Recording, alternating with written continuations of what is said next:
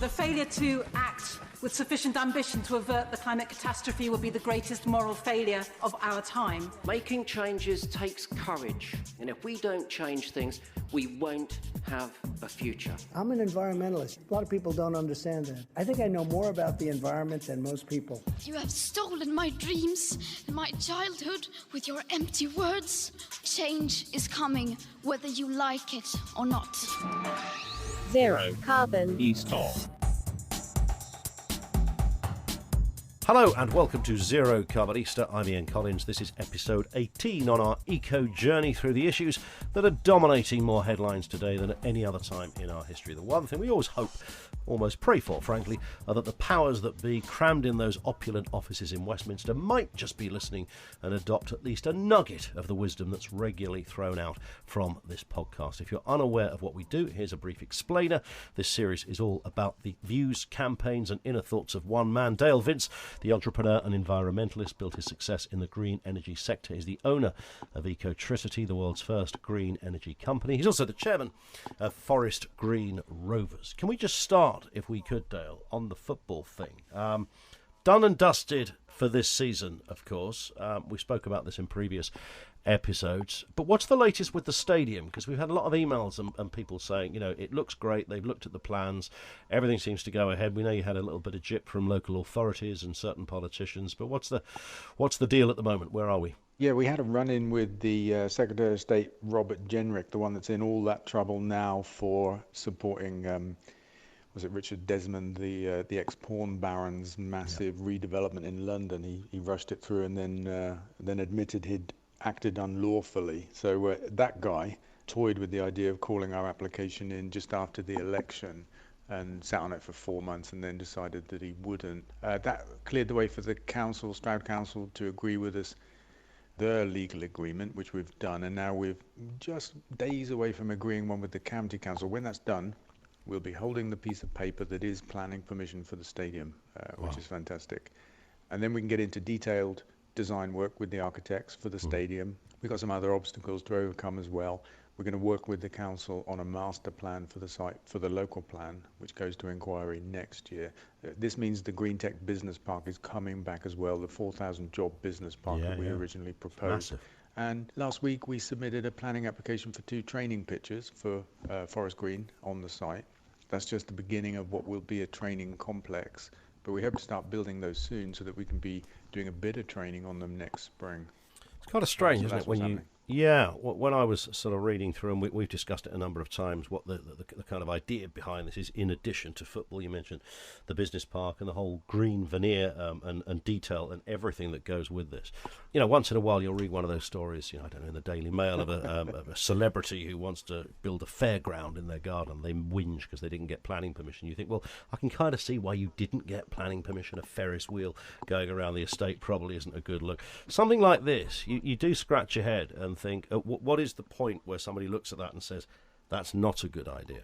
You know, the whole thing, it took 5 years, actually, to get the decision, which is an incredibly long amount of time. The land itself wasn't in the local plan for employment use, so we understood that was an issue, so we took that away and left the stadium, and they don't need to be in the local plan, but it still took 5 years, and we just had some opposition, as you get, you know, from the local parish. I mean, you expect that.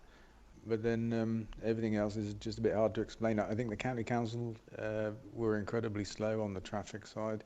The whole thing has just been like walking through treacle. But look, we're here now, and have found that when you're doing something groundbreaking, it just takes a very long time. Anything that challenges the kind of normal way of thinking or is a little bit outside of the box, it's just harder work. But that's okay. And well, they love putting things on hold, don't they? I kind of think they have a sort of big wheel of fortune wheel there, where they just kind of spin it and say, how long should we put it on hold for? And then it goes round and it stops at a year. And they go, that'll do for us. We'll put it on hold for a year. We'll come back to this. Well, there's no explanation, no rhyme nor reason behind it. Just a curious sort of random amount of time. You know, what happened in the last couple of weeks, what's become clear is pretty outrageous, because on a different side of the coin, if you're a Tory party donor and you sit next to the Secretary of State at a Tory fundraiser and you show him a video of your project on your phone and swap phone numbers with him and text him later, he'll rush through your £1 billion planning scheme against the decision to refuse it by the local council and against advice of his own planning inspectors. And he'll do it in such a hurry that you can save 50 million of local taxes for the poorest borough of London. And that's just a different world. And I think it's wrong. And Robert Jenrick has got some big questions to answer. But, you know, I think this kind of corruption is inherent in politics. There was a junior minister spoke in his defense this week and said, actually, anybody can go to a Tory party fundraiser and try and influence the planning process. I mean, my God, this is what they think is okay. I'm just going to text Jenrick now, if you don't mind, Dale. See what he says. Your extension on your house. Yeah, hang on. No, I was going to get that part going. A mate of mine... We'll see if he comes back by the end of the programme.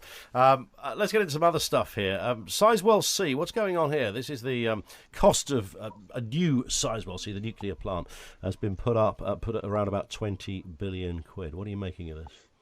Madness is what I make of it. And the nuclear industry just published a plan, I think they call it 40 by 50. And they want 40% of our electricity to be nuclear by 2050. And they're forecasting heroic cost cuts by the time they get there. At the moment, Hinkley, for example, is 90 odd pounds per megawatt hour, which is more than twice the price of wholesale electricity. They're forecasting that by 2050, if we shovel enough billions of pounds into the nuclear industry, we can get it down to 60 pounds per megawatt hour. It's an heroic assumption and still way above the market and still 50% more than offshore wind is delivering now, not by 2050, but now. So it's pretty bonkers for the nuclear boys to come out and make all of these claims and ask for so much money and support. And anyway, we don't need 40% nuclear on our grid because it's very inflexible. It has the opposite problem to wind energy. It's base load generation and you can't turn it up or down quickly at all. It can't respond to dynamic issues on the grid. Apart from the fact, of course, that it's very expensive and it produces radioactive waste with a half-life longer than recorded human history. You know, there are so many reasons why we don't need this.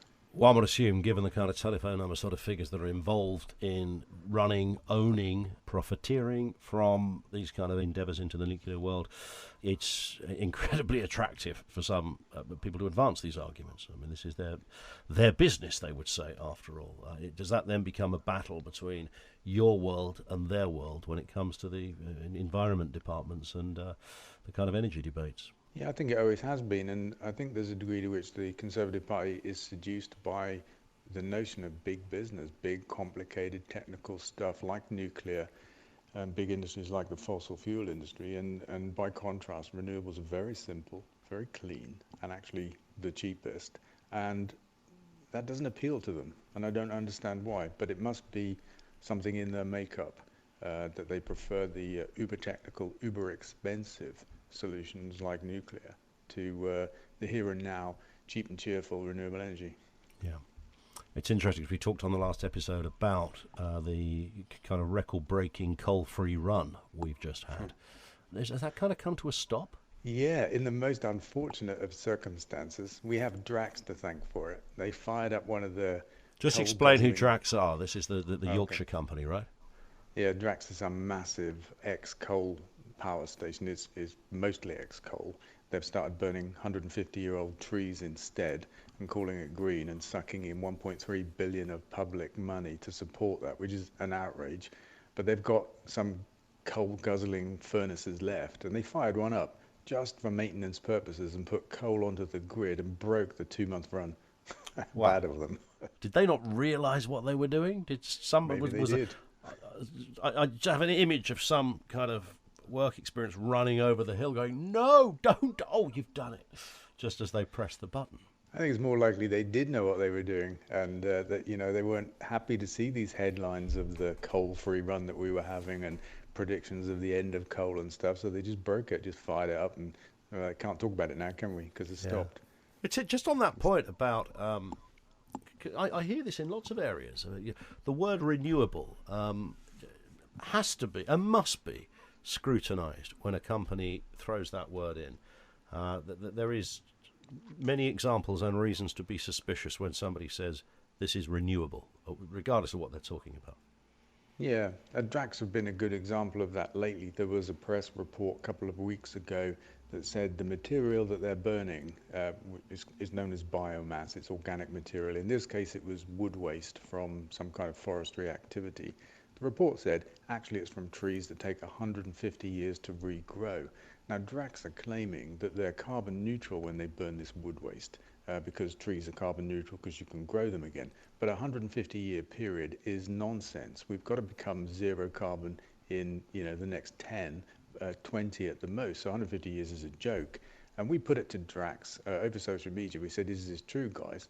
And they started sending out a succession of non-answers, of PR kind of videos and puff pieces really around what they do, but they wouldn't answer the direct question, are you burning trees that take 150 years to regrow? Yeah. We have to assume the fact is they are.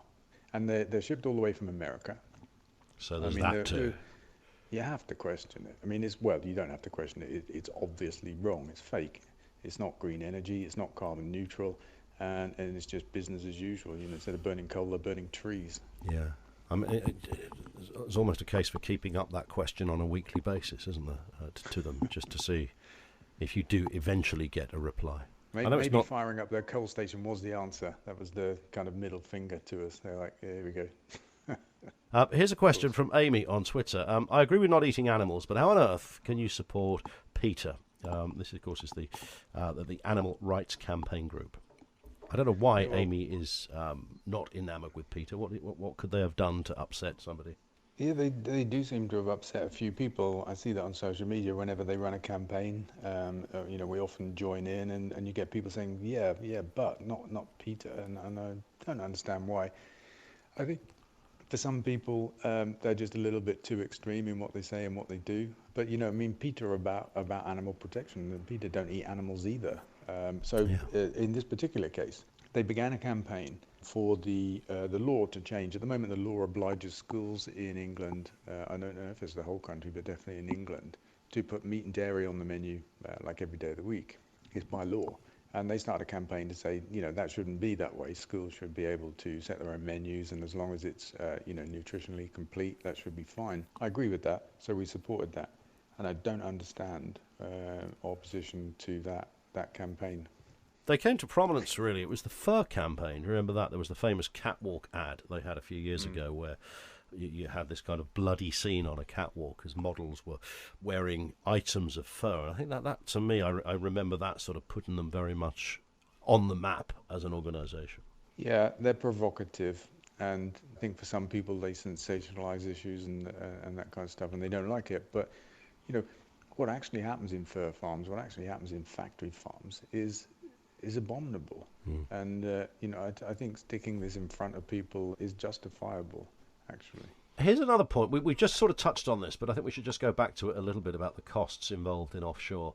We're talking wind farms here, of course. Just a report that this week raised the issue of the fact that offshore wind farms being constructed in UK waters will produce electricity more cheaply for the next generation than that of nuclear power stations. I mean, is that based, as far as you know, on what we already have, or if we increase the amount of offshore we have? That's based on what's happening now. So offshore now is half the price or less, in fact, quite a bit less than Hinkley, which is being built now and might be ready in 10 years' time if we're unlucky. If we're lucky, it won't ever be ready. But so offshore wind is at this £40 threshold now. Hinkley's 96 or 97 or something like that. And the nuclear boys have just said, give us tens of billions of pounds and we can get nuclear to £60 in like 30 years. Well, big whoop, because offshore's here and now at £40 and that's just going to go down. So, the whole thing is incredible to me that, these guys are even trying. But, they'll be well connected. The nuclear industry has been lobbying for years. I went to Kyoto in 1997 to the 4th climate conference of the UN, where the world's first climate targets were agreed. And the nuclear boys were there then with a big stand lobbying the UN delegates for the role of nuclear in the fight against climate change.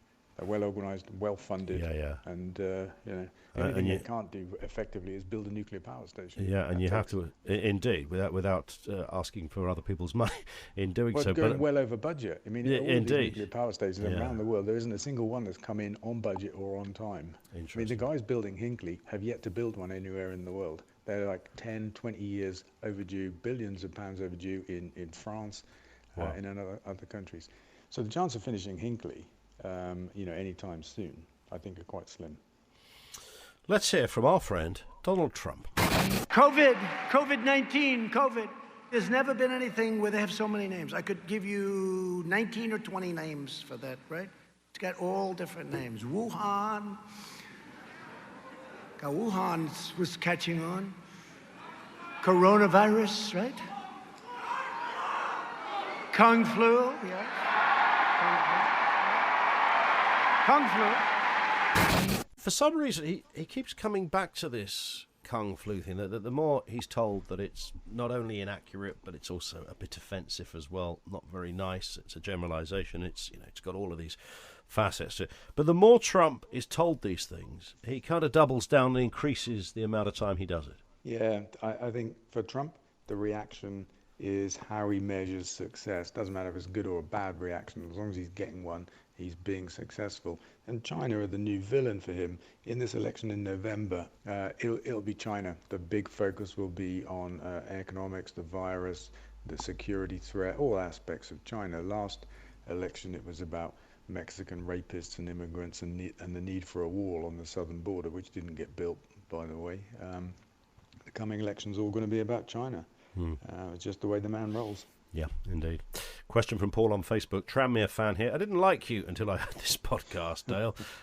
It's got me into some of the big debates, however, on your Facebook page. What's your biggest fear about the future? The planet, that is, not Tranmere. Well, thanks, Paul. You've got no Tranmere fears, I'm sure.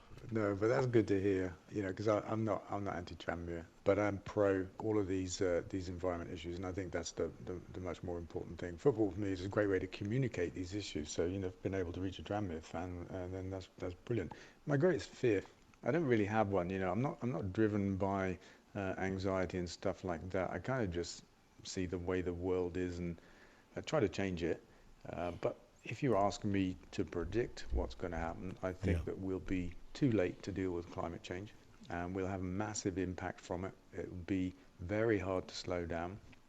We'll hit a tipping point, and the economic impact of this virus will seem as nothing to what comes. And it might not be so bad for our generation, but for generations to come, it will be increasingly worse. I think we'll just be too slow to react, because we're the kind of species that works that way.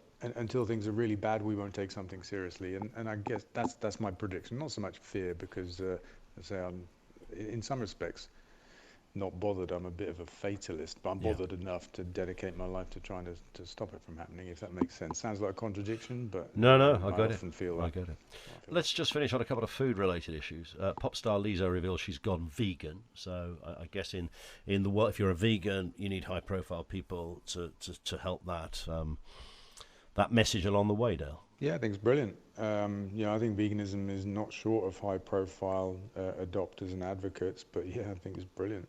The more the merrier. I mean, diet is one of the big three issues driving climate change, and there's an incredible injustice at the root of it. 60 billion animals a year are abused and slaughtered for food that we don't need, that actually is causing human health problems as well. Something that we need to tackle. And your own cooking dalliances appear to have sort of crossed the spotlight, because we talked about cheese, didn't we, in the last episode? And I thought you sounded kind of very expert-like, and clearly I'm not the, because Thomas on Facebook says, love the podcast. I was wondering if you or Mrs. Vince can help. During the lockdown, I've gone veggie and will transition to vegan, one product at a time. Oat milk is lovely. You talked about cheeses. Are they good substitutes for things like Parmesan and mozzarella? Also, anything I can substitute single cream with as a cooking sauce? Yeah, actually, I think I saw the same question on Facebook, and there were some good answers given: a Parmesan substitute, single cream substitute, that kind of stuff. I think generally about cheese, like I said last time, I'm not like its biggest fan, but the ones I've tried, I think, are amazing. And the thing about cheese I meant to say last time is this. It's just fat and bacteria. That's how you make cheese. And it doesn't have to be animal fat. It can be plant fat. And that's what's happening with vegan cheese. It sounds unglamorous when I put it that way. I know that it does. But that's basically all that it is. And people recently just seem to have unlocked the secret of combining plant fat instead of animal fat with bacteria and making great cheese. So happy days. And yeah, oat milk, I agree. I think it's fantastic. I've seen some single cream substitutes. I'm not a fan of that kind of food, so I don't eat them, but they're out there. And increasingly, everywhere you look, there's a plant-based alternative to an animal-based kind of normal product, which is great. That invite from MasterChef can only be weeks away, I'm thinking, Dave. Yeah, I'm not sure beans on toast is going to cut it. But yeah, but I tell you what, you can't really beat beans on toast. We once did a phone-in debate about what's the quickest thing you can cook that sends back the maximum results, and the main answer was toast. Toast, yeah. Because toast it takes 30 seconds and it's really nice. But then, of course, you can put beans on there as well, so you've got a vegan option in there too, which is equally. I'll tell you what I'm a fan of. Go on. And it links to cheese and Marmite toasties. Oh my God. Do you know cheese what? And Marmite is an awesome combination. Are you a lifelong Marmite person? Yeah, I'm a kind of love it, hate it kind of guy, because it bloats me because it's such a powerful dose of yeast. But I love the taste, and then I regret the impact of it. Is it fattening? No, I don't think it's fattening. Just bloating. It's just like, just blows you up. That's what's intestines. I literally discovered Marmite 6 weeks ago. What? Yeah. Where you been? My sister, as a kid, my sister would eat this stuff by the spoonful. Couldn't stand it. Whacked it on a bit of toast the other day. Thought, I'm going to give this a go. I can't leave the stuff alone. I'm like a Marmite botherer now. Well, there's a great alternative to Marmite. Miso, Japanese product, fermented soya. It's savoury like Marmite and salty, but it doesn't have the yeast content. Try and get hold of some. So I recommend that. I might text Robert Jenrick to see if he's got some. So he can do anything. Dale, we will speak on the next episode. Thanks, Ian. See you then. Yeah. That's it for this one. Don't forget, of course, to subscribe for free from your podcast provider so that you get each new episode automatically. Leave a review there as well. Really important stuff. Make sure you follow Dale on social media as well. Twitter.com/DaleVince or Facebook.com/DaleVince. Zero carbon east of